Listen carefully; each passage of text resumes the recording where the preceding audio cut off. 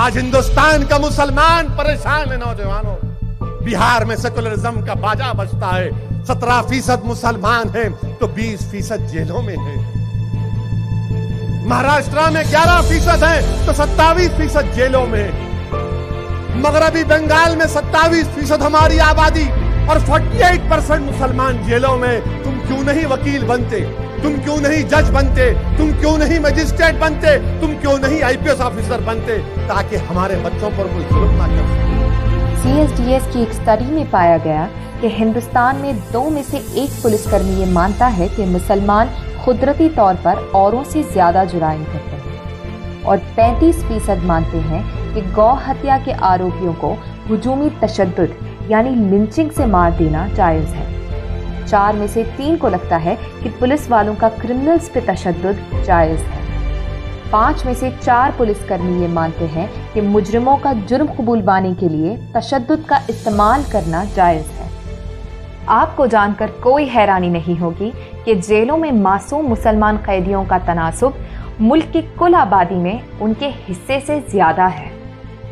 2018 میں CSDS نے اپنی ایک رپورٹ میں یہ جاننے کی کوشش کی کہ الگ الگ بھارتیوں کا پولیس کی طرف کیا رویہ ہے.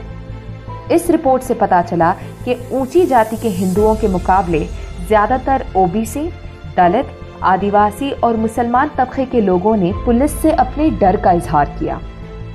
اس ملک کے جیلوں میں موجود قیدیوں کی آدھی سے زیادہ تعداد مسلمان، دلت اور آدیواسیوں کی ہے، جبکہ یہ طبقات کل آبادی کے صرف 39% ہیں. ہندوستان کی جیلوں میں مسلمان انڈر ٹرائلز کی آبادی قریب 19% ہے. انڈر ٹرائلز کا مطلب ہے ایسے قیدی جو جیل میں ضرور ہیں لیکن کورٹ نے انہیں ابھی تک قصوروار نہیں بتایا ہے. قانون کی نظر میں ہر انسان تب تک بے قصور ہے جب تک کسی عدالت نے اسے قصوروار نہ بتایا ہو. چلیے ہم یہ تو توقع کر ہی سکتے ہیں کہ ہر برادری کے قصوروار اور انڈر ٹرائل قیدیوں کی آبادی کا تناسب برابر ہونا چاہیے، کیونکہ اگر ایسا نہیں ہے تو یقیناً یہ پولیس کے ذریعے ان برادریوں کی طرف بھید بھاو پورن رویے کا ثبوت ہے. لیکن اوروں کے مقابلے انڈر ٹرائل مسلمان قیدیوں کی تعداد قصوروار قیدیوں سے کئی زیادہ ہے. UAPA اور NSA جیسے ظالم قانونوں کے تحت پولیس کے پاس بنا ثبوت کی گرفتاری اور قید کرنے کے وسیع اختیارات ہیں.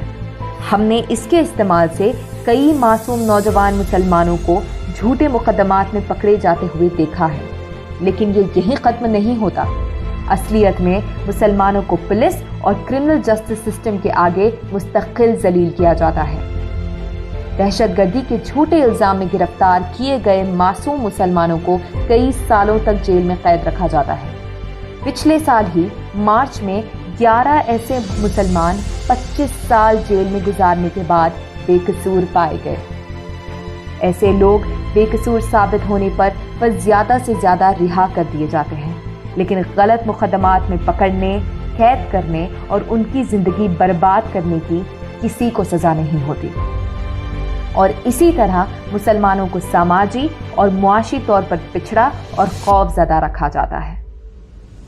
پولیس نے سالوں سال اپنی قانونی طاقت کا غلط استعمال کر کے نوجوان مسلمان لڑکوں کی زندگیاں برباد کی ہیں. ان کے انکاؤنٹر کر کے سرکاری انعامات و میڈل حاصل کیے ہیں، لیکن اپنی طاقت کے ایسے ناجائز استعمال کے لیے ہر قسم کی جواب دہی سے بچے رہے. پولیس افسرات کی ان معاملات میں جواب دہی ہونے اور بے قصور مسلمانوں کے ساتھ انصاف ہونے کے لیے یہ ضروری ہے کہ مسلمانوں کی ایک آزاد سیاسی آواز ہو.